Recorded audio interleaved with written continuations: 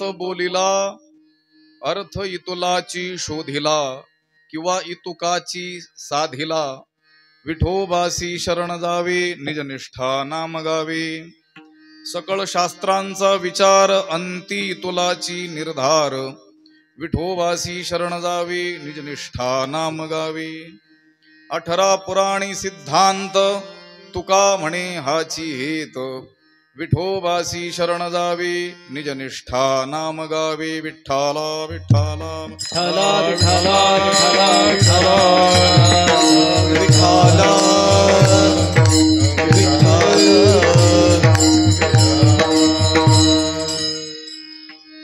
श्रीकांतं कमलावरं वररुचिं श्रेष्ठं रमावल्लभं मोक्तारं कलिपङ्कमग्न जनता वृन्दस्य भक्तप्रियं गो गोपी गणवेष्टितं मधुरया वाण्यास्तुतं सज्जनैः तं भीमा तटवासिनं प्रभुवरं श्री पांडुरंगं भजी पांडुरंगा करू प्रथम नमन पांडुरंगा करू प्रथम नमन पांडुरंगा करू प्रथम नमन पांडुरंगा करू प्रथम नमन दूसरे चरणा संतांची दूसरे चरणा संतांची दूसरे चरणा संतांची त्यांच्या कृपादाने कथेचा विस्तार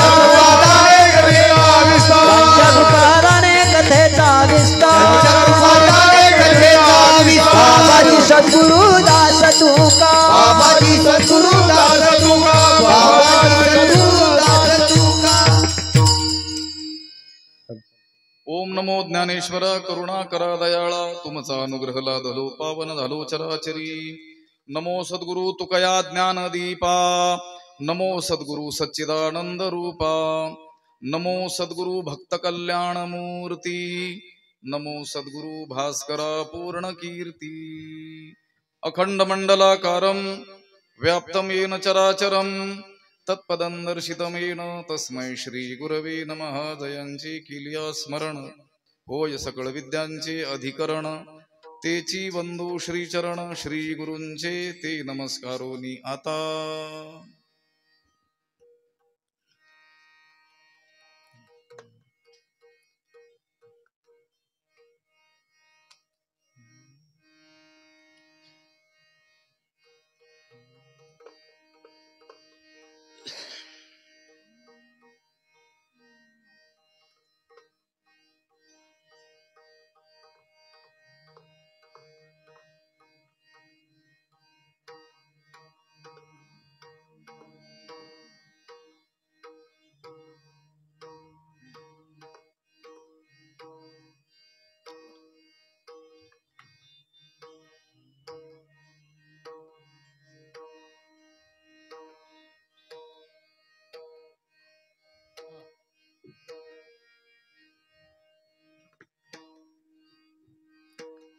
वेद अनंत बोलिला अर्थ इतुलाची शोधिला विठोबासी शरण जावे निजनिष्ठा नाम गावे प्राप्तस्थळी कीर्तन रूपी सेवेसाठी उपस्थित केलेला हा अभंग जगद्गुरु संत श्रेष्ठ वैराग्य शिरोमणी श्री तुकाराम महाराज यांचा स्थितीपर प्रकरणातील 4 चरणांचा असून या अभंगाद्वारे जगद्गुरु तुकाराम महाराज हे आपल्याला वेद समस्त शास्त्र आणि 18 ही पुराण यांचं तात्पर्य सांगत आहेत विठ्ठला विठ्ठला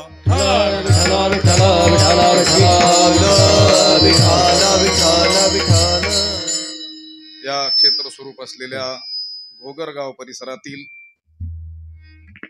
हे जे पवित्र स्थळ आहे श्री संत बहिरा जातवेद महाराजांचं समाधी स्थळ तपस्थली आहे आणि या ठिकाणी श्री नृसिंह नवरात्र निमित्तानं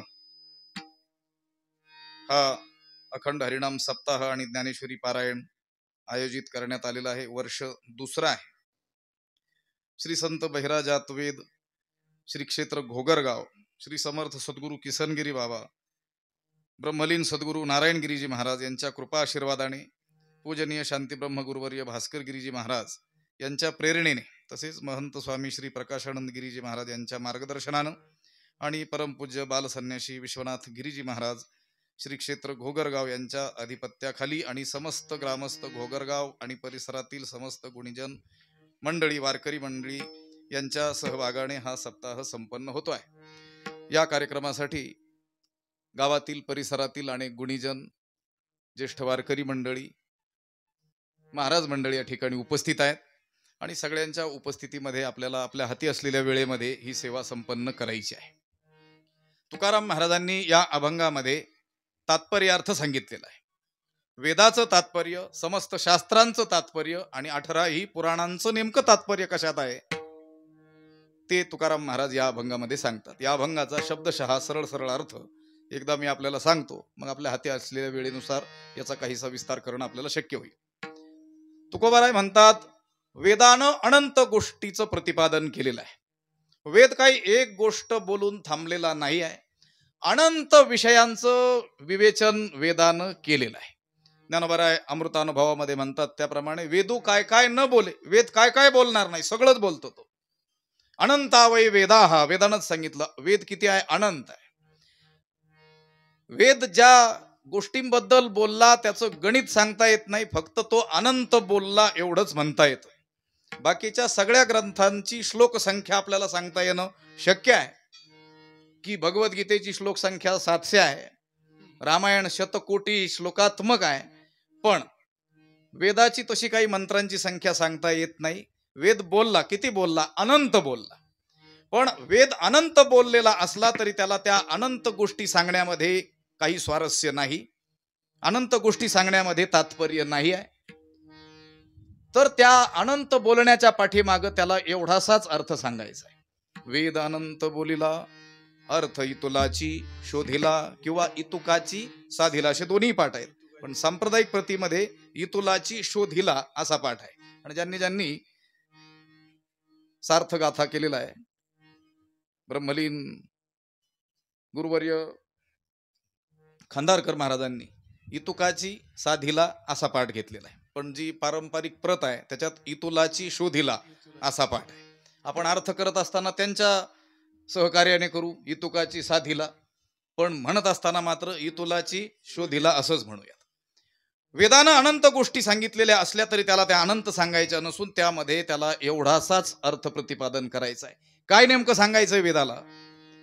विठोबासी शरण जावी, निजनिष्ठा नाम गावी. जीवानं आपलं कल्याण करून घेण्याकरिता त्या विठ्ठलाची शरणागती करावी आणि त्याचं नाम मोठ्या अंतकरणातील निष्ठापूर्वक गाव, एवढंच त्या वेदाला सगळं बोलण्याच्या पाठीमागं सांगायचं. आणि केवळ वेदाचाच तात्पर्यार्थ हा आहे असं नाही आहे, तर त्या वेदार्थालाच सुलभ करण्याकरिता ज्या शास्त्रांची निर्मिती भगवंतानं ऋषीमुनींकरवी केलेली आहे त्या समस्त शास्त्रांचा देखील अंततः विचार हाच आहे. सुरुवातीला ते शास्त्रकार एकमेकाच्या मताच्या विरोधी बोलताना आपल्याला आढळत असले, कुणाचं मत कुणाशी जुळताना दिसत नसलं तरी देखील अंततः शेवटी का होईना ते याच निष्कर्षाला पोहोचलेले आहेत. सकळ शास्त्रांचा विचार अंती, शेवटी का होईना अंततः अंती इतुलाची निर्धार. काय निर्धार आहे त्या शास्त्रकारांचा? विठोबासी शरण जावी, निजनिष्ठा नाम गावे. आणि ज्यांना सरळ वेदार्थही ग्रहण होत नाही, शास्त्रांची भाषा देखील ज्यांना कळत नाही, त्यांच्याकरिता तोच वेदाचा सिद्धांत त्यांना समजावून सांगण्याकरिता व्यासांनी कथांच्या माध्यमातून, पुराणांच्या माध्यमातून आपल्या समोर जे ठेवलं त्या समस्त पुराणांचा सुद्धा सिद्धांत हाच आहे. 18 पुराणी सिद्धांत तुका म्हणे हाची हेत. त्या 18 पुराणांनी वेगवेगळ्या कथा सांगितलेल्या असल्या तरी देखील त्या वेगवेगळ्या कथा सांगण्यामध्ये त्या पुराणाचं तात्पर्य नसून त्या पुराणांना देखील हेच सांगायचंय. काय सांगायचंय?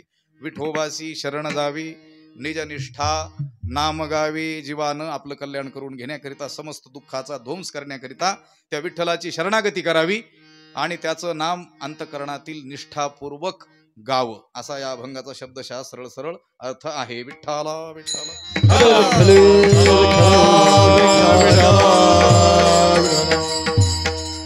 जीवाला जे दुःख प्राप्त आहे त्या दुःखाचं एकमेव कारण आम्हाला सांगा असं जर म्हटलं तर एका वाक्यात त्या दुःखाचं कारण सांगता येणं शक्य आहे. ज्ञानोबरायांच्या आधारेच आपल्याला बोलावं लागणार आहे. आपण काही इतस्ततः जाणार नाहीत, गेलो तर ज्ञानेश्वरीत जाऊ, नाही तर गाथेत जाऊन मागे येऊ. विठ्ठला विठ्ठला.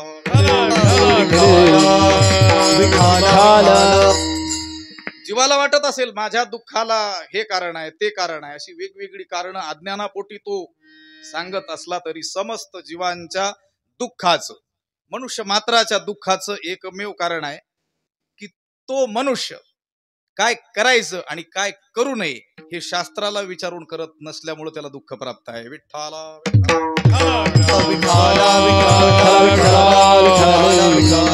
कृत्याकृत्य विवेकी शास्त्रेची करावी पारखी अकृत्य ते कुडे लोकी वाळावे गा. ज्ञानोबा म्हणतात कृत्य करणीय काय केलं पाहिजे आणि अकृत्य काय त्याज्य आहे काय करू नये हे शास्त्रालाच विचारलं पाहिजे. आणि जे अकृत्य आहे जे अकरणीय आहे त्याज्य आहे त्याचा काय करावा त्याग करावा. पण मनुष्य तसं करत नाही. अंगा मनाशी रुचावे येतुलेनी कृत्याकृत्य नाठवे जो करणे याची नावे भलतेची करी. एखाद्या माणसाला एखादी गोष्ट आवडावी त्याच्या प्राप्तीसाठी तो प्रयत्न करतो. मग ते चुकीचं आहे की काय त्याचा तो विचार करत नाही. शास्त्र याला अनुमती देतंय की काय विरोध करतंय की काय याचाही काही तो विचार करत नाही. म्हणून त्याला काय प्राप्त आहे दुःख प्राप्त आहे. एक साधारण उदाहरण तुम्हाला सांगता येईल मला. एखादी इलेक्ट्रॉनिक वस्तू बाजारातून आपण विकत आणली की तिच्या सोबत ती वस्तू विकणारा किंवा एकंदरच ती वस्तू ज्याने निर्माण केलेली आहे तो निर्माता काय करत असतो एक पुस्तिका देत असतो. त्याला इंग्लिशमध्ये मॅन्युअल कार्ड म्हणतात. माहिती पुस्तिका असते. ही वस्तू कशी वापरावी याची माहिती त्या पुस्तकात असते. मोबाईल सोबत सुद्धा ती पुस्तिका येते पण आपण तिच्याकडे दुर्लक्ष करतो. आता का करतो ते इंग्लिशमध्ये लिहिलेलं असतं त्यामुळं करतो की काय त्याची कारण वेगळी असू शकते.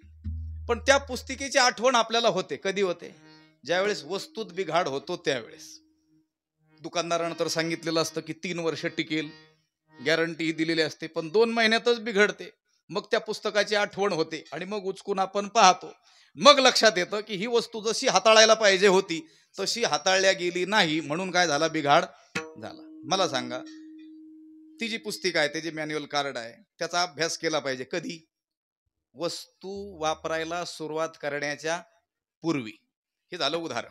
हे कशासाठी सांगितलं देवानं आपल्याला केवळ जन्मच दिला असं नाही तर हा अमूल्य नरदेह आपल्याला देत असतानाच हा कसा वापरावा याची माहिती ज्याच्यात आहे असे मॅन्युअल कार्ड सुद्धा दिलेले आहेत. कोणते आहेत ते मॅन्युअल कार्ड कोणते आहेत माहिती पुस्तिका ते आहेत वेद शास्त्र पुराण आणि संतवाणी. विठ्ठला विठ्ठला विठ्ठला विठ्ठला. पण मनुष्य त्या वेदादी शास्त्रानुसार जीवन जगत नाही म्हणून त्याला काय प्राप्त होतं दुःख प्राप्त होतं. हा आपला काय आहे मुद्दा आहे. यशास्त्र विधिमुत्सृज्य वर्तते कामकारतः न स सिद्धिमवाप्नोति न सुखम न पराम गती. त्याच्यावर ज्ञानोबारायांनी विस्तृत भाष्य केलेलं आहे पण सगळं काही पाहता येणं शक्य नाही. 1 तास उरला 1च तास आहे आपल्याकडे आणि कीर्तन प्रवचन त्याच्यात सांगता तरी किती येईल. या अभंगातील वेद शब्द जर आपण चिंतनाला घेतला तरी त्याच्यावर 4 कीर्तन करावी लागतील. विठ्ठला विठ्ठला विठ्ठला.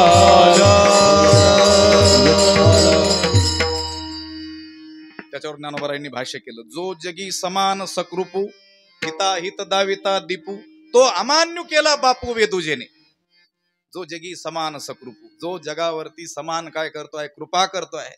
हिता हित दाविता दीपू जीवाचं हित कशात आहे जीवाचं अहित कशात आहे हे दाखवणारा जो दीप आहे तो वेद तो बाप असलेला वेद या जीवानं काय केला अमान्य केला.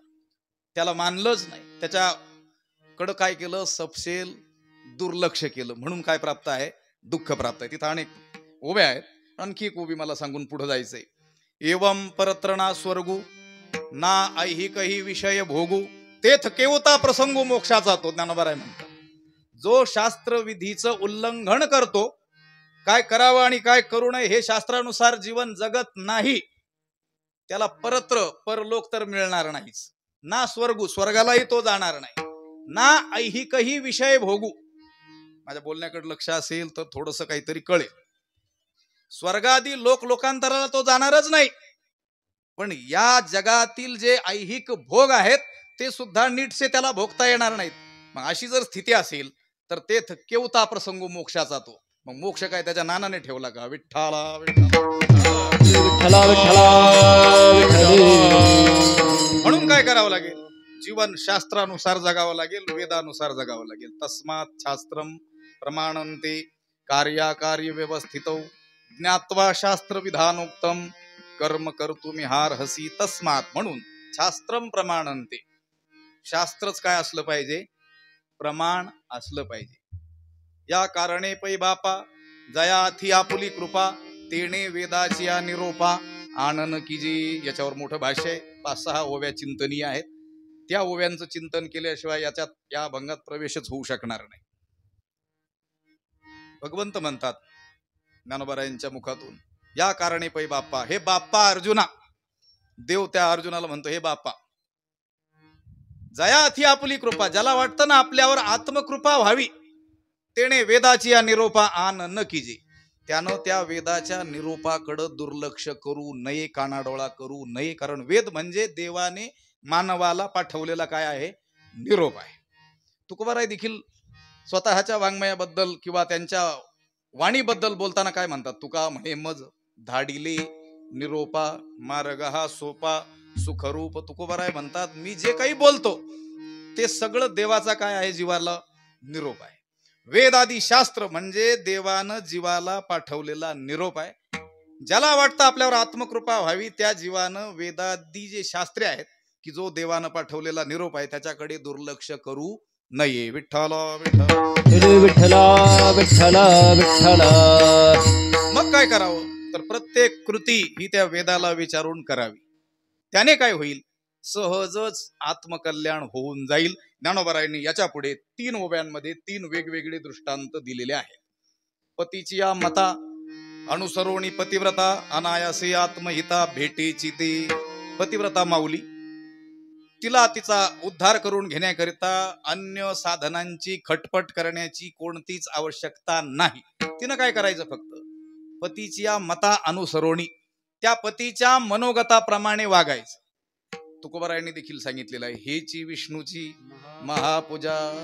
पितृवचन सेवा पती. पतीची सेवा ही त्या पतिव्रता माऊलीसाठी विष्णूची महापूजा आहे. विठ्ठला विठ्ठला विठ्ठला विठ्ठला. ज्याप्रमाणे ती पतिव्रता माऊली आपल्या कल्याणाकरिता दुसरं कोणतंही साधन न करता केवळ त्या पतीची सेवा करते आणि अनायासे आत्महिता भेटेची ते. आणि अनायासे सहजच आत्मकल्याणाला काय होते? प्राप्त होते. हे झालंय उदाहरण. हे कशासाठी सांगितलं? त्याचप्रमाणे जीवानं दुसरं काही न करता त्या वेदादी शास्त्रांप्रती श्रद्धा ठेवावी आणि त्याने सांगितलं तसं वागावं, आपोआप कल्याण होईल. विठ्ठला विठ्ठला विठ्ठला विठ्ठला. पुढे दृष्टांत दिला, ना तरी श्री गुरु वचना दिठी देतू जतना शिष्यात्म भुवना माझी पैसे. जो सत्शिष्य असतो, गुरु भक्त जो असतो, त्यानं आता आपल्या उद्धाराकरता दुसरी काही खटपट करण्याची गरज नाही. श्रीगुरूंची प्राप्ती त्याला झालेली आहे, संतांची प्राप्ती आता जीवनात त्याला झालेली आहे. आता त्याने काहीच करायचं नाही, फक्त काय करायचं? ते सांगतील तसं करायचं. ना तरी श्री गुरु वचना दिठी देतू जतना. त्याने काय होईल? शिष्य आत्मभुवना माझी पैसे. श्री गुरु भेटेपर्यंतच काय उपासना आदी करायच्या त्या कराव्या लागतात. त्या पुण्यबळानं श्री गुरूंची काय होत असते? प्राप्ती होते. श्री गुरु भेटीनंतर आता कोणतीही खटपट करायची गरज नाही. तुकोबारायांनी एका ठिकाणी सांगितलेलं आहे, पडोनी राहीन तये ठाई. पडोनी राहीन तये ठाई. पडोनी राहीन तये ठाई. राहीन तये ठाई. पडोनी राहीन तये ठाई. उगाच संताची पाये उगाच संताची पायी. उगाच संताची पायी. नमागे न करे काही, आवागने न करे काही. नमागे न करे काही. आण गावी हो तुझी आन गावी. हो तुझी आन गावी.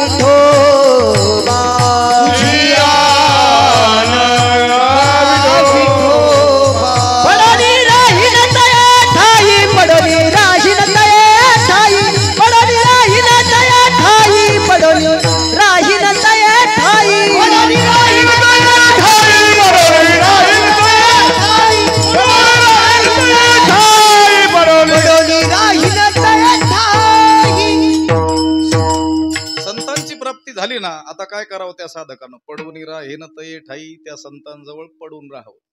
कसं? उगाच. उगाच शब्द खूप छान आहे. लोक उगाच राहत नाही, काहीतरी उगाच खटपटी करत राहतात. लक्षात आलं का?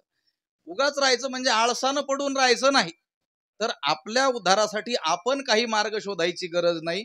ते सांगतील तसं करायचं. ना तरी श्री गुरु वचना दिठी देतु जतना शिष्य आत्मभुवना माझी पैसे, हे दुसरं उदाहरण ज्ञानोबारायांनी दिलं.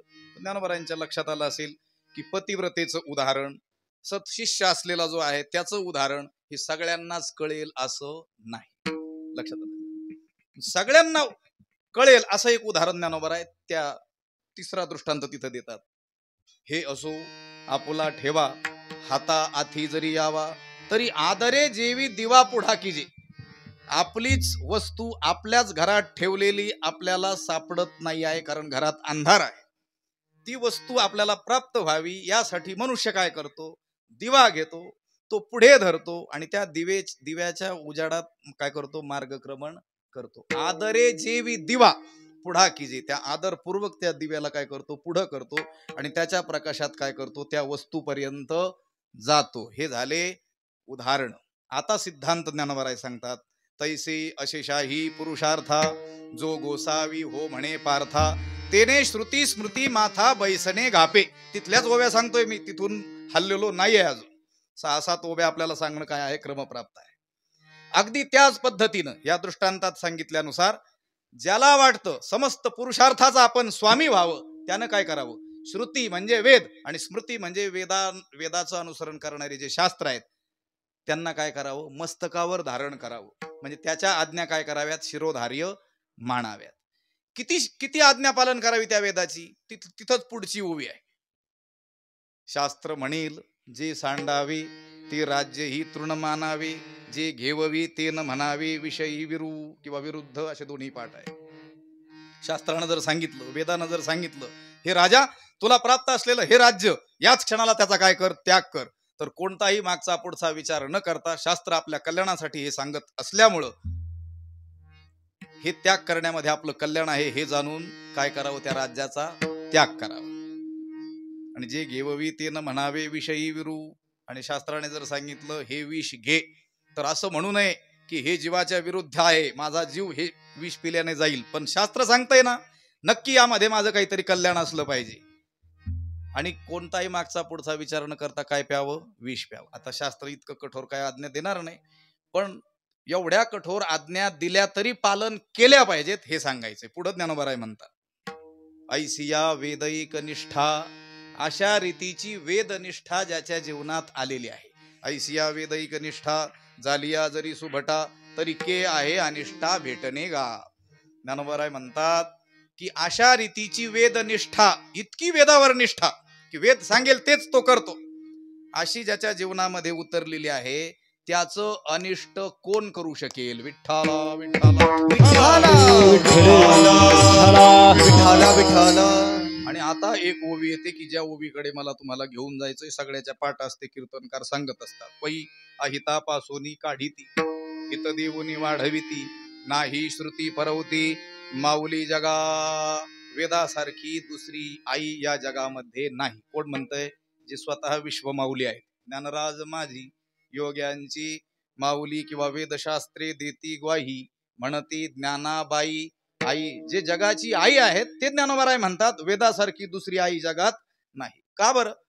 पै अहितापासून काढीती, ज्यामध्ये जीवाचं अहित आहे, अकल्याण आहे, सर्वनाश होणार आहे, त्यापासून ती वेद माऊली त्या जीवाला काय करते? बाजूला काढते. भीती दाखवून, पापाची भीती दाखवून, सर्वनाशाची भीती दाखवून काय करते? त्याला बाजूला काढते. हित देवुनी वाढविती, आणि ज्यामध्ये त्या जीवाचं कल्याण होणार आहे, हित होणार आहे, त्या मार्गावरती त्याला काय करत असते?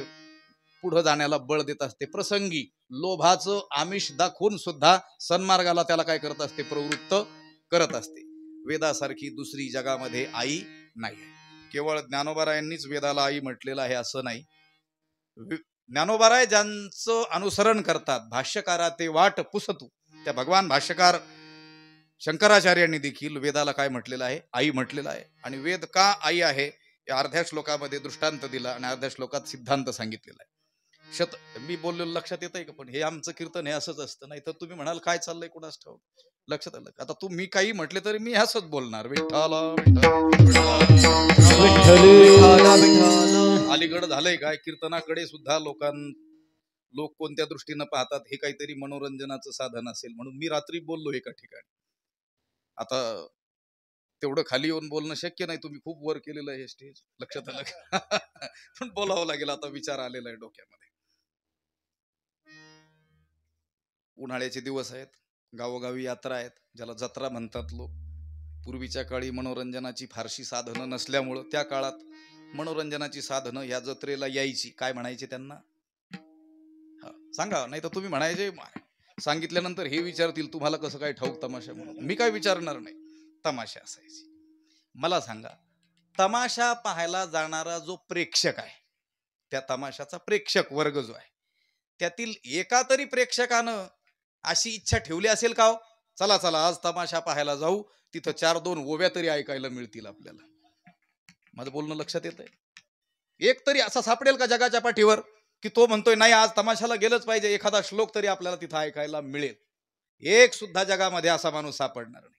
मला वाटतं ते कीर्तनाच्या काही श्रोत्यांपेक्षा श्रेष्ठ म्हणावे लागतील. जर तमाशाचा प्रेक्षक तमाशातून ज्ञानाची अपेक्षा करत नसेल तर कीर्तनाच्या श्रोत्यांनी कीर्तनातून मनोरंजनाची का अपेक्षा ठेवावी? विठ्ठला विठ्ठला.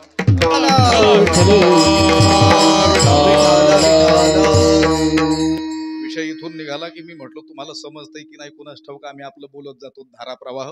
लक्षात आलं का?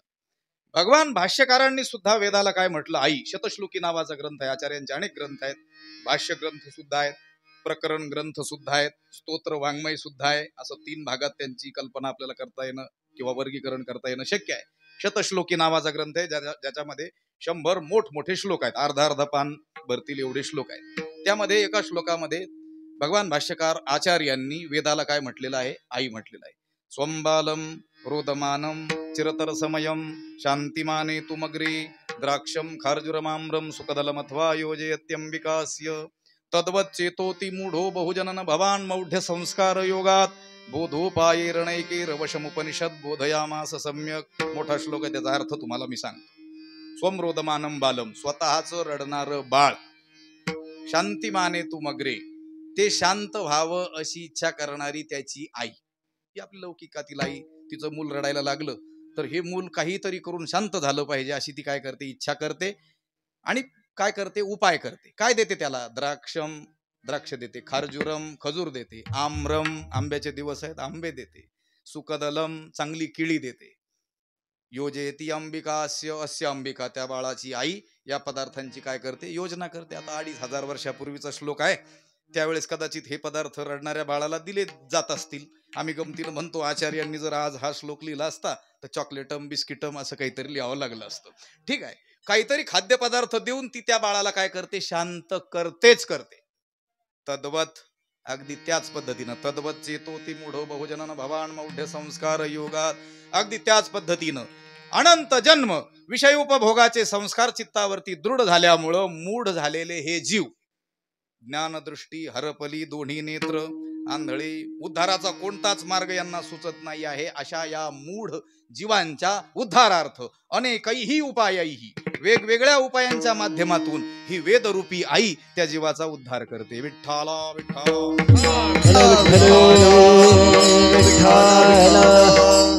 या श्लोकामध्ये वेदाला आई म्हटलं याच्यासाठी तर मी सांगितलंच, पण अनेकही उपायही ही 2 पद माझ्या आजच्या चिंतनासाठी आवश्यक आहे. वेद किती बोललाय? अनंत बोललाय. का अनंत बोललाय? कारण ज्यांचा उद्धार करायचा आहे ते जीव एक नाहीत, एका अधिकाराचे नाहीत. एक गोष्ट त्यांना सांगून जमणार नाही. आता इथे जेवढी लोक असतील त्या प्रत्येकाची बुद्धी सारखी आहे का? पिंडे पिंडे मतीर भिन्न, प्रत्येकाची बुद्धी भिन्न आहे, तिचे संस्कार भिन्न आहेत, तिच्या आवडीनिवडी भिन्न आहेत, रुची भिन्न आहेत. रुची नाम वैचित्र्यात, रुचींच्या बाबतीत काय आहे? विचित्रता आहे.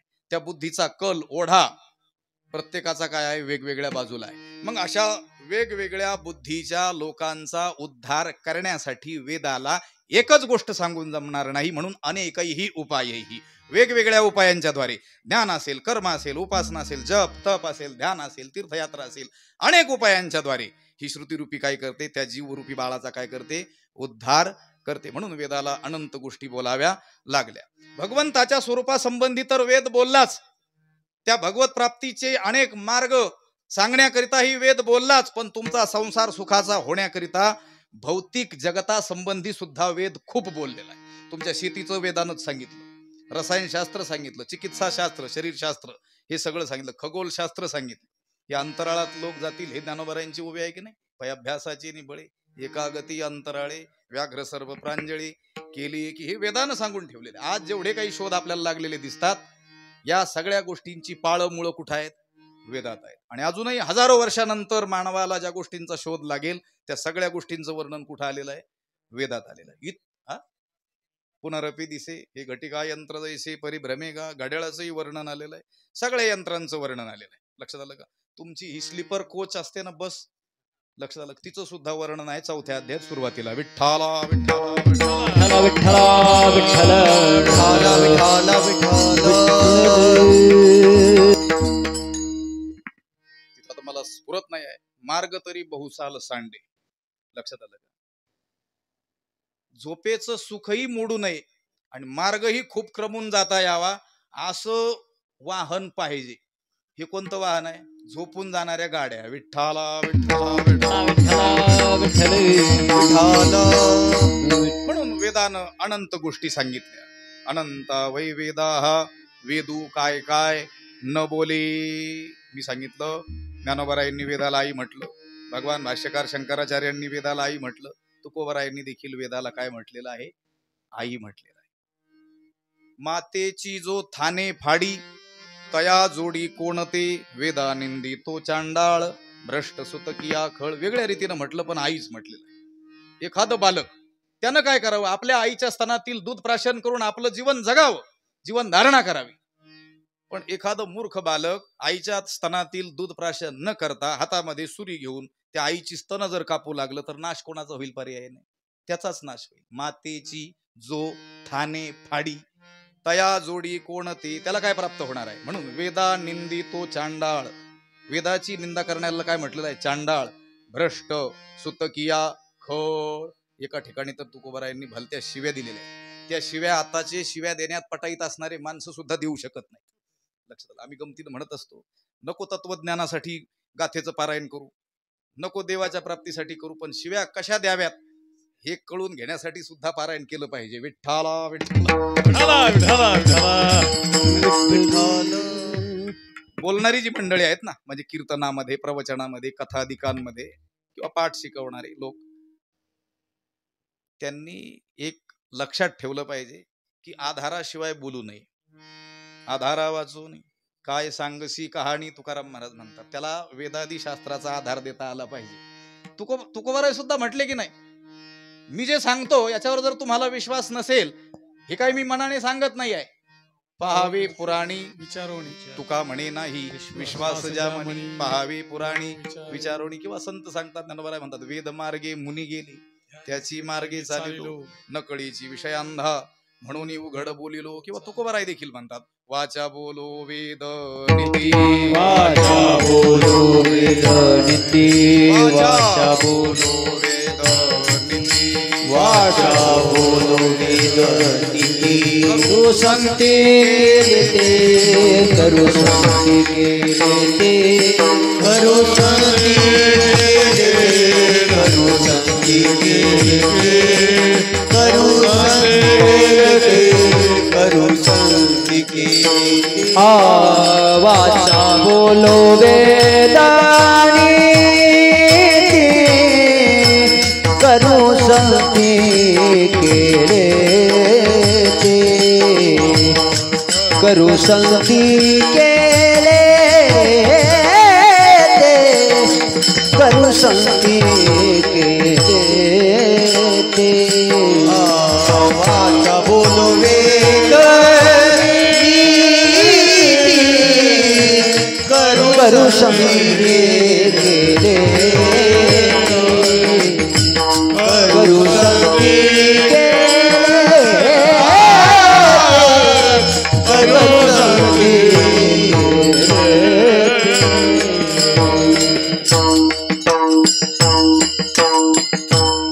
वाचा बोलो वेद नीती करू संती केले ते. तुकोबराय म्हणतात, आम्ही आमच्या मुखानं जे काही बोलू ते सगळं वेदानं ज्या नीती धर्माचा उद्घोष केलेला आहे तेच बोलू. वेद विरोधी अजिबात बोलणार नाहीत, कारण वेद विरोधी बोलणाऱ्याला शिव्या दिलेल्या आहेत. मला तो अभंग सांगायचा चरण तुम्हाला. वेदबाह्य लंड बोले तो पाषांड, त्याचे काळे तोंड संतामध्ये किंवा जनामध्ये दोन्ही पाठ आहेत. वेदबाह्य बोलणाऱ्याला शिव्या दिलेल्या आहेत. आणि जो कीर्तनकार वेदाची निंदा करतो त्याचं कीर्तन ऐकू नका असं नाही, त्याचं तोंड सुद्धा पाहू नका असं सांगितलं. विठ्ठला वेदशास्त्र पुराण नाही ज्या प्रमाण, तयाचे वदन नाव लोका. ज्याला वेद शास्त्र आणि पुराण मान्य नाही त्याचं तोंड सुद्धा पाहू नका. विठ्ठला वेद ही आई आहे आणि या वेदरूपी आईनं जीवरूपी बालकाच्या कल्याणासाठी अनंत मार्ग सांगितले. अनंता वै वेदा वेदू काय काय न बोले, अमृतानुभवदीन ज्ञानवराय म्हणतात वेद काय काय बोलणार नाही, सगळ्याच गोष्टी बाबत तो बोलतो. पण वेद अनंत बोललेला असला तरी त्या वेदाला अनंत गोष्टी सांगण्यामध्ये कोणतंच स्वारस्य नाही आहे. त्या अनंत गोष्टी सांगण्यामध्ये त्या वेदाला तुलाच अर्थ सांगायचा आहे. अभंगाचं पहिलं चरण. वेद अनंत बोलीला, अर्थ तुलाचे साधेला, अर्थ तुलाचे साधेला, अर्थ तुलाचे साधेला. वेद अनंत बोलीला, अर्थ तुलाचे साधेला, अर्थ तुलाचे साधेला, अर्थ तुलाचे साधेला.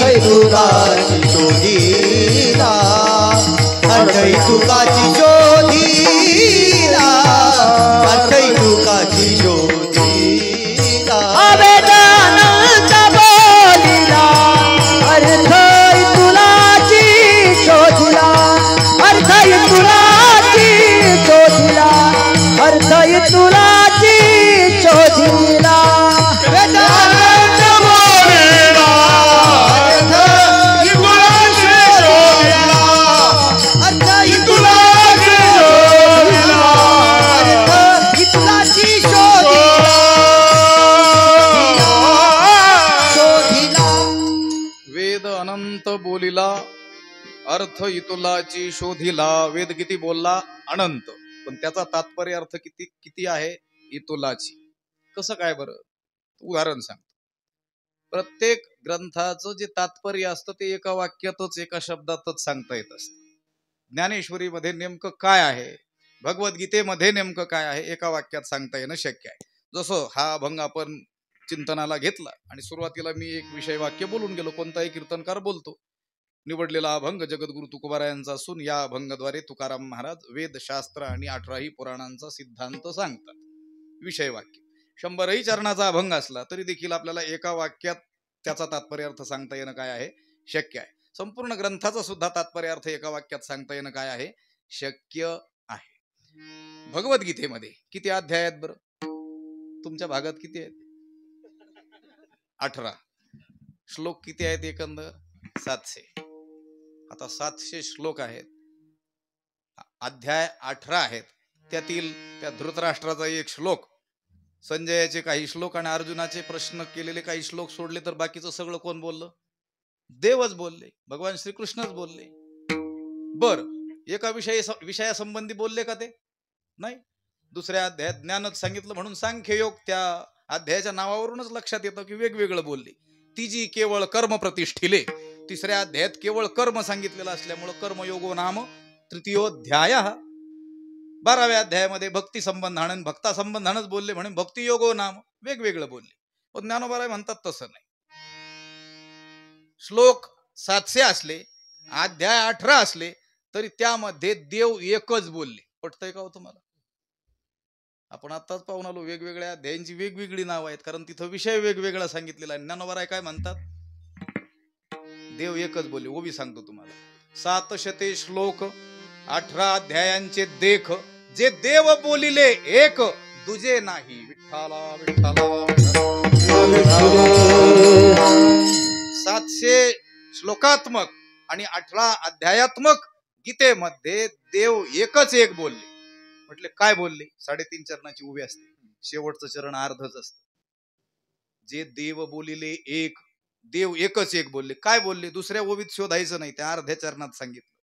दुजे नाही, द्वैत नाही, जीव परब्रह्माहून वेगळा नाही, हेच एक बोलिले. विठ्ठला विठ्ठला. ज्ञानोबरायांच्या दृष्टीनं भगवद्गीतेचं तात्पर्य जीव ब्रह्मैक्यामध्ये आहे.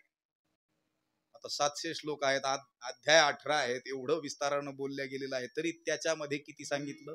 अर्थ ही तुलाची शोधिला. रामायणाची श्लोक संख्या किती आहे? जगात जेवढे काही रामायण असतील ते सगळे मिळून शतकोटी प्रविस्तरम चरितम रघुनाथस्य शतकोटी प्रविस्तरम एकैकमक्षरम पुंसाम महापातकनाशनम. 100 कोटी श्लोकात्मक रामायणाचा काय आहे? विस्तार आहे. पण एका साहित्यिकानं, एका महात्म्यानं त्या सगळ्या रामायणाचं तात्पर्य एका श्लोकातच सांगितलेलं आहे. म्हटले एवढं मोठं रामायण आहे, पण त्याच्यात हीच गोष्ट सांगितलेली आणि ही शिकली पाहिजे. काय शिकली पाहिजे? यांती न्याय प्रवृत्तस्य तिर्यंचोपी सहायताम अपंथाणंतु गच्छन्तम सोदरूपी विमुंचती. बोलण्याकडे लक्ष आहे का माझ्या? लक्षात? माझंच चालायचं. लक्षात आलं? काय शिकायचं? काय आहे त्या रामायणाचं तात्पर्य एका श्लोकात? ते महात्मे सांगतात. यांती न्याय प्रवृत्तस्य, न्याय मार्गाने जो चालतो, धर्म मार्गाने जो चालतो, सत्याच्या मार्गाने जो चालतो, त्याला माणसं सहाय्य करतील यात नवल नाही. तिर्यंचोपी सहायताम, तिर्यक योनीतील पशु पक्षी कीट पतंग हे सुद्धा त्याला सहाय्यक ठरतात. प्रभू रामचंद्रांना जटायूंनी सहाय्य केलं की नाही? आणि वानरांनी तर केलंच. वानरा हाती लंका पाले पाले खाईरा नेवाणे करविले लंकेश्वरा. लक्षात आलं का? राणेची या पाले खाईरा, रानात पानं खाऊन राहणारे जे आहेत, लक्षात आलं का? त्यांच्या माध्यमातून त्या लंकेश्वराला नागावलं की नाही भगवंताला? वानरा हाती लंका घेवविली म्हणे तुका. हे शिकायचंय रामायणातून. रामायणाला हे सांगायचंय, सत्याच्या मार्गाने जाल तर पशु पक्षी सुद्धा तुम्हाला मदत करतील. आणि अजून काय शिकायचं? अजून काय तात्पर्य आहे? अपंथाणंतु गच्छन्तम, आणि जो अधर्माने, अनीतीनं, अन्याय्य मार्गाने वागतो त्याला सोदरोपी विमुंचती, सख्खा भाऊ सुद्धा सोडून जातो. विभीषण रावणाला सोडून गेला. विठ्ठला विठ्ठला. एवढ्या शतकोटी विस्तार असलेल्या रामायणाचं तात्पर्य एका श्लोकात सांगितलं. असू द्या, भगवान भाष्यकारांचा उल्लेख मगाशी केलाच. त्यांनी तर सांगितलं मी 1-2 ग्रंथाचं तात्पर्य नाही सांगत, कोट्यावधी ग्रंथाचं तात्पर्य सांगतो, आणि एका श्लोकात नाही, अर्ध्या श्लोकात सांगतो. श्लोकार्धेन प्रवक्ष्यामी यदुक्तम ग्रंथ कोटीभिः. आचार्य म्हणतात कोट्यावधी ग्रंथात जे सांगितलं ते मी तुम्हाला अर्ध्याच श्लोकात सांगतो. सांगा ना आचार्य, अर्धा श्लोक तर झाला. ते म्हटले थांब, अर्धा राहिलाय. ब्रह्मसत्यम जगन्मिथ्या जीवो ब्रह्मैव नापराः, या 3च गोष्टी कोट्यावधी ग्रंथात सांगितल्या. पण ह्या पटवून देण्याकरिता काय करावं लागला? माल मसाला त्याला लावून सांगावे लागले. लक्षात आलं? काय सांगितलं? ब्रह्म सत्यम, सत्यतू सत्यतू सत्यतू विठ्ठला कागा दाविला. जगदाकार परमात्माच सत्य आहे, जगन मिथ्या जगत मिथ्या आहे. जीव हा ब्रह्म एव, जीव ब्रह्मच आहे, अपरा हा न, वेगळा नाही. तुका म्हणे कैची कीव, कोठे जीव निराळा. आचार्यांनी कोट्यावधी ग्रंथाचं तात्पर्य अर्ध्या श्लोकात सांगितलं. त्याचप्रमाणे तुकोबार आहे अनंत वेदाचं, म्हणजे जो वेद अनंत बोललेला आहे त्याचं तात्पर्य सांगतात. वेद अनंत बोलिला, अर्थ इतुलाची शोधिला. काय आहे तो अर्थ? काय आहे तो तात्पर्य अर्थ? दुसऱ्या चरणात विठोबाशी शरण जावे, विठोबाशी शरण जावे,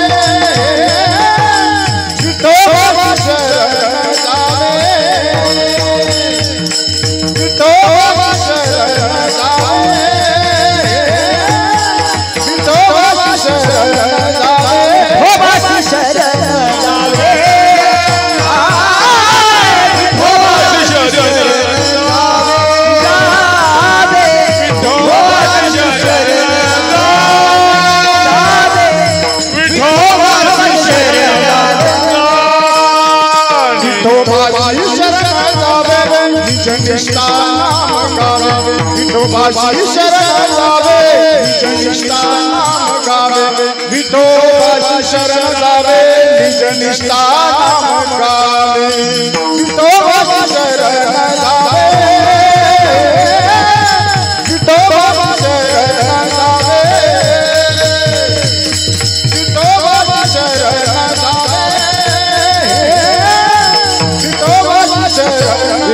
विठोबाशी शरण जावे विठोबाशी शरण जावे निज निष्ठा नाम गावे विठोबाशी शरण जावे निज निष्ठा नाम गावे विठोबाशी नाम गावे निज निष्ठा नाम गावे विठोबाशी शरण जावे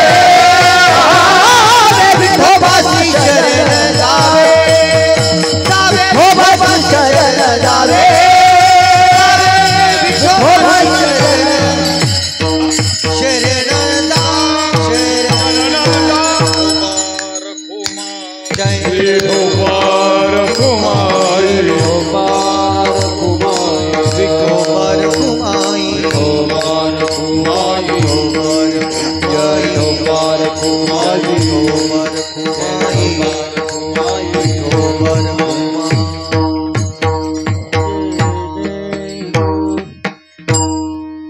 विठोबासी शरण जावे निज निष्ठा नाम गावे.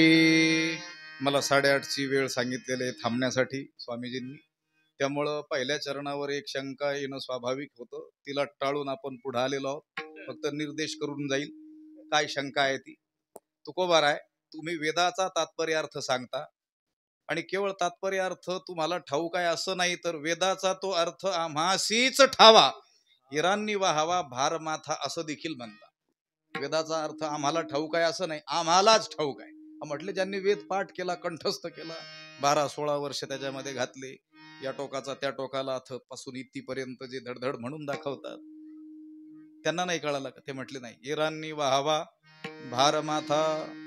त्या निरुक्तामध्ये श्लोक येतो, यथा खरश्चंदन भारवाही भारस्य वेत्ता न तु चंदनस्य एवं ही शास्त्राणि बहुन्य धीत्य. त्यांनी सांगितलं यथा खरश्चंदन भारवाही. खरं म्हणजे गाढव. गाढव काय करतो? भार वाहतो. कशाचं? वाळू वाहतो. वाळू वाहणारे त्याचा उपयोग करतात, माती विटा. आणि ज्या भागामध्ये चंदन तोड होते ती चंदनाची लाकडं देखील कोण वाहतं? गाढवच वाहत. पण आपल्या पाठीवर असलेलं चंदन हे बहुमूल्य आहे. जगातील श्रीमंत लोक आपल्या सुगंधासाठी, उपभोगासाठी लक्षावधी रुपये खर्च करून विकत घेतात. याचं ज्ञान त्याला नाही. भारस्य वेत्ता तो जाणतो. काय जाणतो तो गाढव? ओझ किती आहे एवढं जाणतो.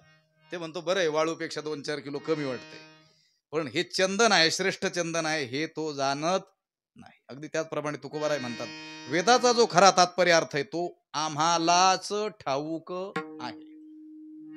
बाकीच्यांनी इरांनी वाहावा भार माथा, कारण अभ्यासाचे कष्ट असतात. अक्षर अवगत करत असताना घोकण्याचे कष्ट असतात. पुन्हा ते अक्षर जिवंत ठेवण्यासाठी सुद्धा मोठे काय असतात? कष्ट असतात. धर्म सांगताना सांगितलंय, ब्रह्मचारी धर्म घोकावी अक्षरे, त्याने अक्षर घोकतच राहावे. गमतीनं सांगतात, आठवलंय तर किती घोकावं. प्राचीन शिक्षाशास्त्रामध्ये सांगितलेलं आहे. लोक म्हणतात की नाही हो, आपण लोकांना सांगतो हनुमान चालीसा पाठ करा, कमीत कमी सहस्त्रनाम पाठ करा, हरिपाठ पाठ करा. लोक म्हणतात महाराज अनेक वेळेस वाचला पण पाठच होत नाही. किती वेळेस वाचला? 10-5 वेळेस वाच. तुझ्या काय नानाला पाठ होईल का तो? किती वेळेस वाचायचं? मग शिक्षाशास्त्र आहेत प्राचीन. याज्ञवल्क्य शिक्षा आहे, पाणिनी शिक्षा आहे. त्या याज्ञवल्क्य शिक्षेमध्ये सांगितलेलं आहे, एखादी गोष्ट पाठ करायची असेल तर किती वेळेस वाचली पाहिजे. ऊर्ध्वम सहस्रादाम्नानम, 1000हून अधिक वेळेस. जो श्लोक कंठ करायचा, अभंग कंठ करायचा, तो समोर धरायचा, त्याच्याकडे पाहायचं आणि पाहत पाहत आपल्या मुखानं उच्चारण करायचंय, आपल्याला ऐकू येईल एवढ्या स्वरात. किती वेळेस? ऊर्ध्वम सहस्राद, 1000हून अधिक वेळेस. आणि म्हटले मग पुन्हा पाहायचंच नाही का? नाही, सततम चान्ववेक्षणम, पुन्हा पुन्हा त्याला काय करायची? आवृत्ती द्यायची. आणि हे ज्या काळात सांगितलंय त्या काळात त्यांनी नियम सांगून ठेवलेला आहे की युग परत्वे याची संख्या दुप्पट करायची. माझं बोललेलं लक्षात येत आहे का? ज्या काळात त्यांनी सांगितलं 1000, आता कलियुग चालू आहे, त्याला 4 निघून यायचं. किती झाले? मला सांगा, 4000 वेळेस वाचल्यानंतर कोणाच्या पाठ होणार नाही? गाढवाच्या सुद्धा पाठ होईल. विठ्ठला विठ्ठला. अभ्यासाचे मोठे कष्ट असतात. ते भार वाहतात, भारवाही असं म्हटलेलं आहे. कारण ते जिवंत ठेवायलाही पुन्हा पुन्हा त्याला काय करावी लागतात, आवर्तन करावी लागतात. हे अभंग वगैरे फार दिवस त्याला आवर्तन केलं नाही तरी ते कंठ राहतात बरं का. पण हे व्याकरणाचे आणि न्यायाधिका ग्रंथाचे सूत्र आहेत ना, ते लक्षात राहत नाही. मी त्या ओंकारेश्वरला शिकायला होतो 10-12 वर्षापूर्वी, जास्त झाले असतील, 8-9 साली होतो, 14-15 वर्ष झाले असतील. तिथे एक अनंतपुरी म्हणून एक महात्मा होते, काशीमध्ये, ज्यांची विद्वान म्हणून ख्याती होती. परंतु खूप वय झाल्यानंतर देह त्यागण्याकरिता नर्मदेच्या काठाला ते आले होते. मी त्यावेळेस व्याकरण शास्त्राचा अभ्यास करत होतो. म्हटलं आपण अभंग खूप कंठस्थ केलेले आहेत, ज्ञानेश्वरी जवळजवळ कंठस्थ केलेली आहे, साहित्याचा अभ्यास करताना 3,500-4,000 हजार मोठे श्लोक कंठस्थ केलेले आहेत, पण ते फार आवर्तन नाही केलं तरी विसरत नाहीत. पण व्याकरणाचे सूत्र मात्र लक्षातच राहत नाहीत. त्यांना उपाय विचारूया. म्हटलं काहीतरी सांगतील, अनुष्ठान, मंत्र, तंत्र काहीतरी, आणि मग आपण ते करू आणि मग पाठांतर करू. सिद्धांत कौमुदी वगैरे शिकत असताना मी गेलो त्यांच्याजवळ आणि त्यांना ही समस्या सांगितली, स्वामीजी अभंग वगैरे आम्ही खूप कंठ केलेले आहेत आणि फार त्याला आवर्तन नाही दिली तरी ती लक्षात राहतात, पण ही व्याकरणाची सूत्र मात्र विसरून जातो, त्याला काहीतरी उपाय सांगा. ते म्हटले असं आहे, अभंग वगैरे लक्षात राहण्याचं कारण आहे कारण त्याची शब्दसंख्या ही विशिष्ट असते, लय ताल ठेका त्याला असतो, त्यामुळं ते स्मरणात राहणं सोपं जातं. व्याकरणाची सूत्र एका अक्षराचंही सूत्र, कधी कधी 100 अक्षराची काय असतात सूत्र असतात. पण एक उपाय है, ते म्हटले. मी आणखी पुढे सरकलो, म्हटलं काय उपाय आहे बताइए स्वामीजी. तर त्यांनी काय सांगितलं होतं माहितीये का, ते म्हटले रटते रहो विठ्ठला विठ्ठला घोकत राहा. विसरायला लागलं की घोकत राहा. म्हणून अजूनही ज्ञानेश्वरीचं पारायण करताना आनंद येतो. ते पारायण माणसं आनंदाने करतात, आम्ही आनंदाने करतो. पण ते शिकलेले व्याकरणादी न्यायादी ग्रंथ विसरू नये म्हणून अनिच्छेनं त्याला आवर्तन करावी लागतात. विठ्ठल एवढं सांगायचं. एरांनी वाहावा भार माता. तुकोराय ठामपणे सांगतात की वेदाचा तो अर्थ आम्हासीच ठावा. प्रश्न असा आहे, शंका अशी निर्माण होते की ज्या ग्रंथाचं तात्पर्य सांगायचं असतं तो ग्रंथ अगोदर शिकलेला असला पाहिजे. इथं एखादा मनुष्य उठेल आणि सांगेल ज्ञानेश्वरीमध्ये 9033 ओव्या आहेत, पण त्या ओव्यांचं तात्पर्य या विषयामध्ये आहे. आपण त्याला साहजिकच विचारू की तुम्ही ज्ञानेश्वरीचा अभ्यास कोणाकडे केलेला आहे, आणि त्याने उत्तर दिलं मी अजून ज्ञानेश्वरीच पाहिलेली नाही. चालेल का? तुकोबाराय तुम्ही वेदाचा तात्पर्य अर्थ आम्हाला सांगता आणि आम्हाला ठाऊक आहे असं देखील ठामपणे म्हणता. आम्ही तुम्हाला विचारतो तुम्ही वेद कुणाकडे शिकले? विठ्ठला तुकोबारायांचं जे 42 वर्षाचं आयुष्य आहे, 41 वर्ष 3 महिने आणि काही दिवस, जेवढे काही प्रामाणिक चरित्रकार असतील एकानंही तुकाराम महाराज वेधशाळेमध्ये शिकायला गेले असं लिहिलेलं नाही. उलट तुकाराम महाराजांनी घोकाया अक्षर नाही मज अधिकार असंच सांगितलं. वेदाची अक्षर घोकण्याचा अधिकार सुद्धा आम्हाला नाही असं सांगून ठेवलेलं आहे. मग ज्या वेदाची अक्षर घोकण्याचा अधिकार तुम्हाला नसेल, जो वेद तुम्ही पाहिला नसेल, ज्या वेदाचा अभ्यास तुम्ही केला नसेल, त्या वेदाचा नेमका तात्पर्य अर्थ तुम्ही कसा काय सांगू शकता? तर गोष्ट अशी आहे, तुकाराम महाराजांनी लौकिक दृष्टीनं वेदाचं अध्ययन केलेलं नसलं तरी देखील वेदाचा अर्थ त्यांना ठाऊक नव्हता असं मात्र म्हणता येत नाही. ब्रह्मलीन सद्गुरू वक्ते बाबांचं नाव ऐकलंय का तुम्ही कोणी? लक्षात. वक्ते बाबांनी त्याचं कारण सांगितलं होतं. ते म्हणायचे तुमच्याकडं जे तुकोबारायांचे अभंग उपलब्ध आहेत 4000, 14, 15 काहीतरी, पण माझ्या संग्रहात 6500 अभंग आहेत असं ते सांगायचे. मोठे विद्वान, प्रकांड विद्वान होते ते. आणि त्यांनी एक चरण म्हणजे एक अभंग सांगितलं होतं, मी तुम्हाला एक चरण त्यातलं सांगणार आहे. तुकोबाराय म्हणतात वेद आम्हावरी रुसोनिया गेला. या गाथेत नाही सापडणार तुम्हाला, पण मी त्यांचा पुरावा देऊन सांगतोय. तुकोबाराय म्हणतात वेद आम्हावरी रुसोनिया गेला. वेद आमच्यावर रुसला, आम्हाला त्याने दारातही उभं केलं नाही, आम्हाला अधिकार दिला नाही, नाकारला आम्हाला. पण आम्ही मात्र एक युक्ती केली, आम्हाला वर्म ठाऊक होतं. पुढचं सांगतो उत्तरार्ध. वेद आम्हावरी रुसोनिया गेला, आम्ही त्याच्या बाला धरिले कंठी. विठ्ठला विठ्ठला. वेदानं आम्हाला दारात उभं केलं नाही, पण आम्ही त्याच्या बापालाच कंठात धारण केलं. कंठी धरिला कृष्णमणी अवघाजनी प्रकाश. आणि नामसाधना तुकाराम महाराजांनी इतकी केली की माझी मज झाली अनावरवाचा. छंदया नामाचा घेतला से पांडुरंग ध्यानी, पांडुरंग मणी जागृती स्वप्नी. पांडुरंग नेघे नेघे नेघे माझी वाचा विसावा. वाणी विसावाच घ्यायला तयार नाही. आणि त्यांनी अहोरात्र केलेल्या नामसाधनेचा परिणाम अजून एक अभंग सांगतो तुम्हाला. न कळे ते कळो येईल उगले नामे या विठ्ठले एकाची या. तुकाराम महाराजांनी सांगितलेलं आहे. जे कळणं कठीण आहे, जे कळणं दुरापास्त आहे, दुर्बोध आहे, ते सुद्धा उगले म्हणजे सहज कळून येईल. उपाय काय? नामे या विठ्ठले एकाची या. विठ्ठल विठ्ठल मंत्र सोपा आणि ह्या मंत्राच्या जपानं न शिकलेल्या वेदाचा सुद्धा तात्पर्य अर्थ तुकाराम महाराज सांगू शकले. विठ्ठला आणि काय तात्पर्य अर्थ त्यांनी सांगितला. विठोबासी शरण जावे निजनिष्ठा नाम गावे. मी म्हटलो एखादा चरण आपलं झालं तर होईल. आणि ते देखील गरिबी हटाव योजना राबवून. लक्षात आलं का? आम्ही कीर्तनाला गरिबी हटाव योजना म्हणतो आणि हा शब्दही माझा नाही आहे, ब्रह्मलीन सद्गुरू वक्ते बाबांचा आहे. ते म्हणायचे कीर्तन प्रवचन गरिबी हटाव योजना आहे. थोडं थोडं सांगून पुढे जावं लागतं. लक्षात आलं का? कारण बोलणाऱ्याला ठाऊक असतं की ज्ञानेश्वरीतल्या आम्ही त्या ठिकाणच्या 2-4 ओव्या सांगितल्या की जाणकार श्रोते घरी जाऊन सगळ्या ओव्या वाचतील. हे गृहीत धरावं लागतं. लक्षात आलं का? गरिबी हटाव योजना. कीर्तन प्रवचनाला आम्ही गरिबी हटाव योजना म्हणतो. ठीक आहे, कीर्तन प्रवचन गरिबी हटाव योजना का असे ना, पण अन्य योजनांसारखा त्याच्यात भ्रष्टाचार नको. विठ्ठला काय तात्पर्य अर्थ सांगितला. विठोबासी शरण जावी निज निष्ठा नाम गावी.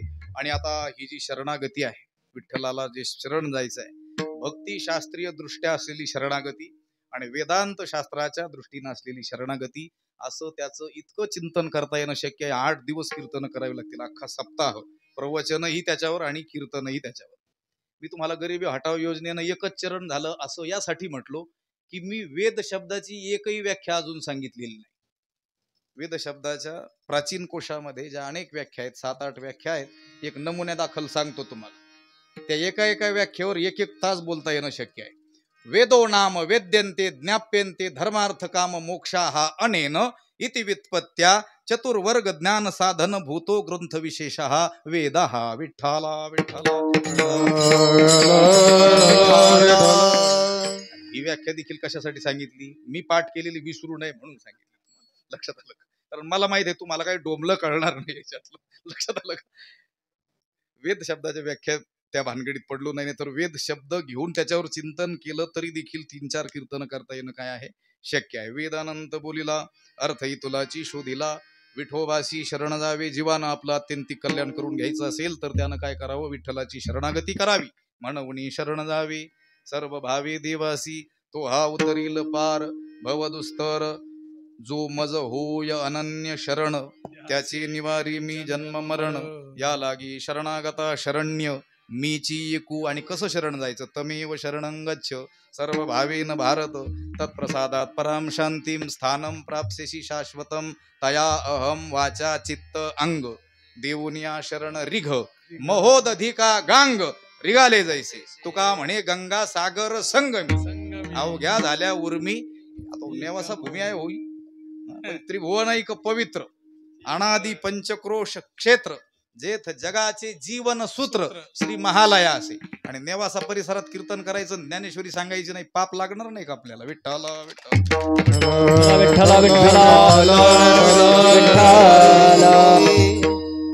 त्या देवाला शरण जायचं. सर्व धर्मान परित्यज्य मामेकम शरणम व्रज. त्याच्यावर विस्तारानं लिहिलेलं आहे. पण कसं शरण जायचं? अभेदात्मक कशी शरणागती असते? पै घटाचे जैसे घटाचे निनाशे गगनी गगन प्रवेशे. मज शरण येणे तैसे ऐक्य करी. सुवर्णमणी सोनया एक लोळू जैसा पानिया तैसा मज धनंजया शरण ये. तो आता ते तुम्ही तुमचं घरी जाऊन काय करायचंय पाहायचं आहे आणि तुम्ही पाहणार अशी मला काय आहे खात्री आहे. तसं कमीत कमी मी गृहीत तरी धरलेलं आहे. लक्षात आलं? विठोबाशी शरण जावी निजनिष्ठा नाम गावे. हा समस्त वेदाचा काय आहे? तात्पर्य अर्थ आहे. केवळ वेदाचाच तात्पर्य अर्थ आहे असं नाही. सकळ शास्त्रांचा विचार अंती तुलाची निर्धार. समस्त शास्त्राचा सुद्धा हाच काय आहे? विचार आहे. आणि ज्याला वेदाची भाषा कळत नाही, शास्त्राची भाषा कळत नाही, त्याच्यासाठी कथेच्या माध्यमातून पुराणांनी ते तत्वज्ञान आपल्या समोर ठेवलं. त्या 18ही पुराणांचा सिद्धांत हाच आहे. शेवटचं चरण. 18 पुराणे सिद्धांत. 18 पुराणे सिद्धांत. 18 पुराणे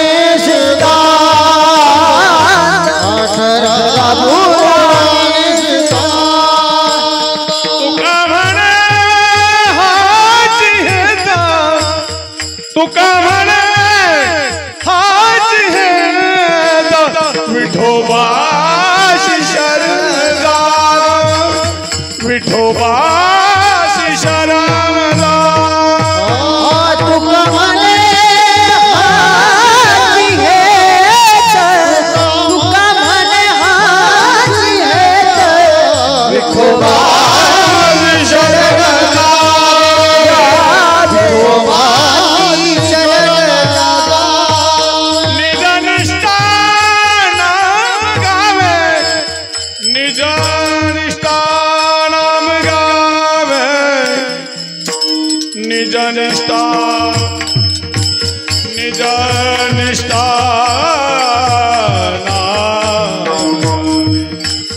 निज निष्ठा निदानिष्ठ नाम गावे आ आ आ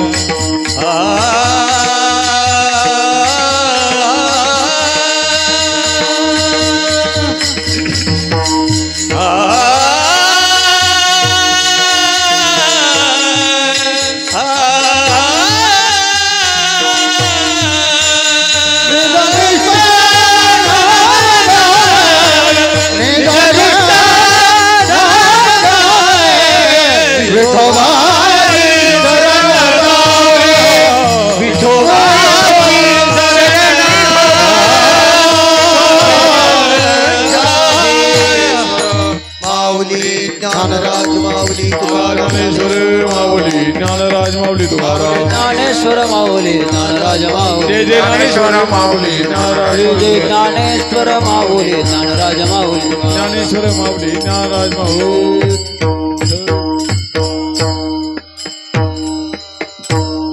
18 पुराणी सिद्धांत तुका म्हणे हाची हेत. त्या 18ही पुराणांचा हाच सिद्धांत आहे, हाच निष्कर्ष आहे, हेच तात्पर्य अर्थ आहे. वेद शास्त्र आणि पुराण यांचं हेच तात्पर्य आहे. चहुवेदी जाण साही शास्त्री कारण 18ही पुराणे हरिसी गाती.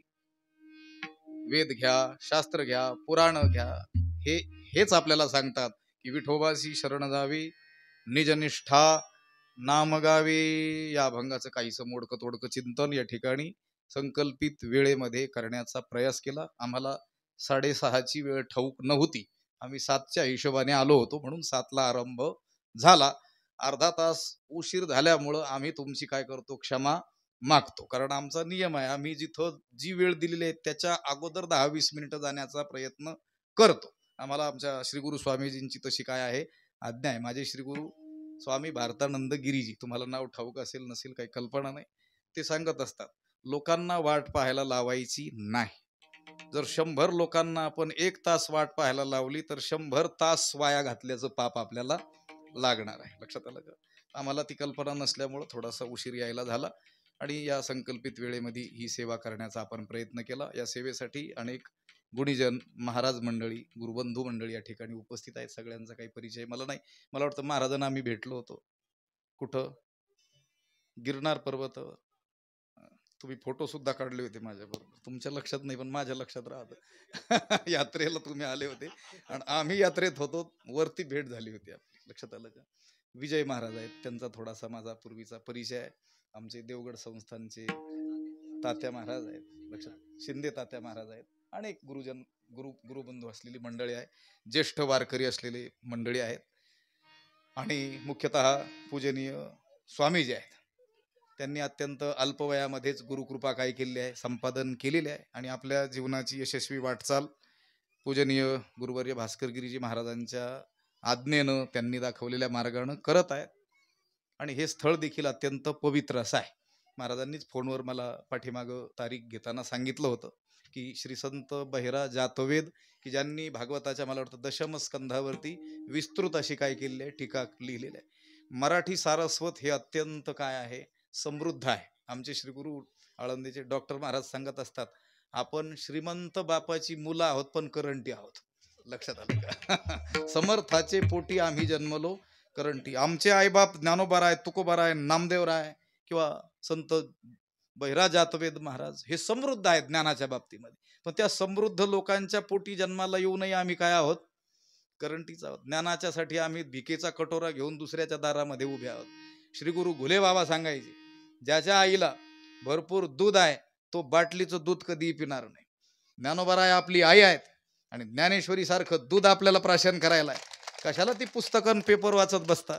त्यापेक्षा 1 तास ज्ञानेश्वरी वाचली तर आपलं काय होऊन जाईल, कल्याण होऊन जाईल. ज्ञानोबाराय उद्धाराचा मार्ग कोणत्या माध्यमातून सांगतील सांगता येणार नाही. आणि अत्यंत पवित्र अशा भूमीमध्ये आपला जन्म झालेला आहे, वास्तव्य आहे. कितीतरी पुण्य मागच्या जन्मांमध्ये आपल्याला करावं लागले असेल, त्यावेळेस इथं जन्म आपल्याला प्राप्त झालेला आहे. पण मागचं पुण्य आताच्या मूर्खपणामुळे नासून जाईल ते. लक्षात आलं का? म्हणून कोणाच्याही नादाला न लागता, कोणत्याही पंथात न जाता, वारकरी संप्रदाय हा जगाच्या पाठीवरील अत्यंत समृद्ध श्रीमंत संप्रदाय आहे. आणि ज्ञानेश्वरी सारखा जगामध्ये ग्रंथ नाही. माझे श्रीगुरु ज्यांनी अख्खं आयुष्य वेदांताचे ग्रंथ शिकवण्यामध्ये घातलं, 6-6 तास पाठ शिकवले, व्याकरणापासून ब्रह्मसूत्रापर्यंत, बृहद जे प्रस्थानत्रय आहे, अद्वैत सिद्धीपर्यंत, न्यायाचे मोठमोठे ग्रंथ. पण त्यांचं वचन आहे, मागं आता बोलले होते, ते म्हटले एक मोठा तराजू तयार करायचा. किती मोठा? काश्मीर पासून कन्याकुमारीपर्यंत. खूप बोलत असतात स्वामीजी. काय करायचं, एका पारड्यात जगातले सगळे ग्रंथ ठेवायचे आणि दुसऱ्या पारड्यात ज्ञानेश्वरी आणि गाथा ठेवायचा. तरी देखील ज्ञानेश्वरी आणि गाथेचंच पारडं जड होईल. कोण म्हणतंय? ज्यांनी आयुष्यभर संस्कृत ग्रंथ शिकवले ते म्हणतात. लक्षात आलं का? ज्ञानेश्वरी सारखा अजोड ग्रंथ या जगाच्या पाठीवर नाही. आपण त्या ज्ञानेश्वरीची काय करावी, शरणागती करावी. ती आई आहे, ते हे माय ज्ञानेश्वरी संत जना माहेश्वरी ही झालेली सेवा श्री संत बहिरा जातवेद महाराज, ज्ञानोबाराय आदी संत मंडळी यांच्या चरणी समर्पित करून आपण या ठिकाणी थांबूया. म्हणायचंय, विठोबाशी शरण जावे, निजनिष्ठा नाम गावे. कसं गावे? विठ्ठल जय जय विठ्ठल, जय विठ्ठल जय जय विठ्ठल, जय विठ्ठल जय जय. आ बोलिलेले पुरेवी देवा पुढे उतरे. क्षमा अपराध महाराज तुम्ही, नाही उच्चारिला अधिकार मी आपुला. क्षमा अपराध महाराज तुका म्हणे ज्ञानेश्वरा राखा पाया पैकी करा. क्षमा अपराध महाराज ज्ञानदेव तुकाराम, ज्ञानदेव तुकाराम, देव तुकाराम, तुकाराम तुकाराम पुंडलिका